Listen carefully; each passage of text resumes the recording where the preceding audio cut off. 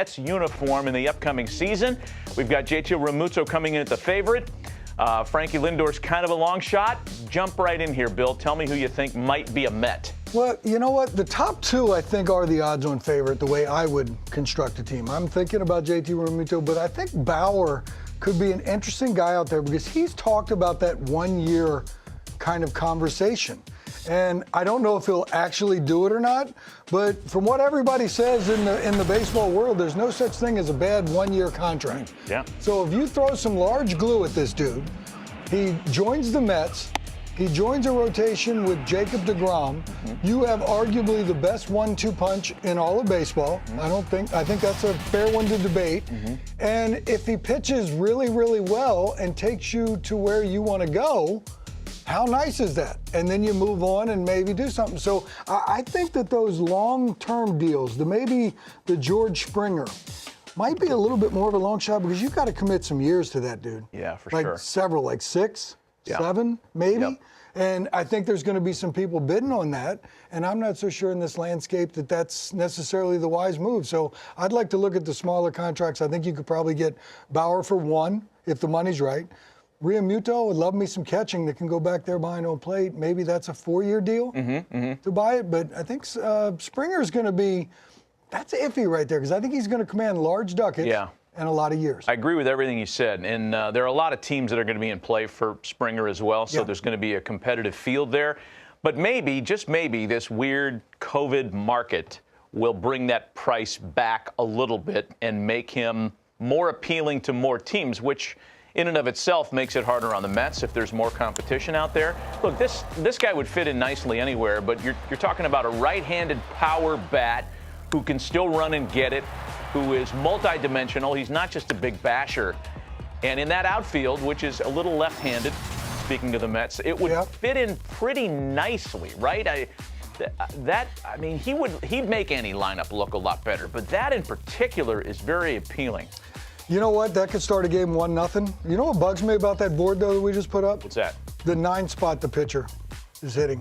Let's go already. Let's DH both legs. Come on, man. We got a taste of it. We saw what was happening.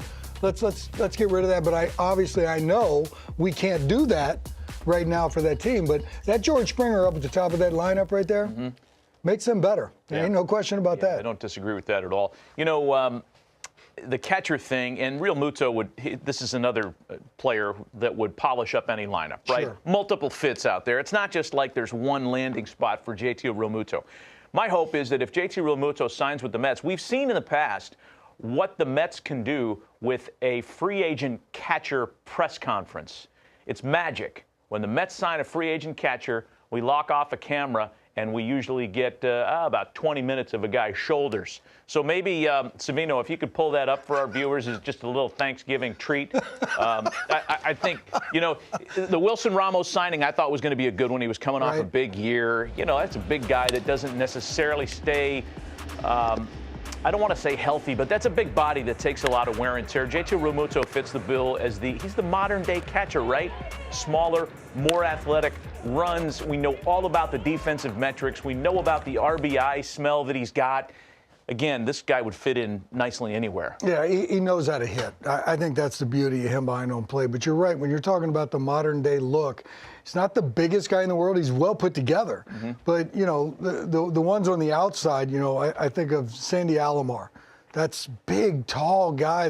That's tough to do that. And I think it's a little bit easier on a guy that's a little bit smaller in stature, which is another reason why I kind of marvel over Sal Perez from time to time, because that's a large human being. Yeah. And there was a period of time where you couldn't get him out of the lineup. It was 130 games caught, you know, in that neighborhood, saying that's your everyday guy. So the interesting thing about Realmuto and, you know, the possibility of 3-4 years, I think that's probably what you're looking at as far as getting a guy that's going to catch 125 games.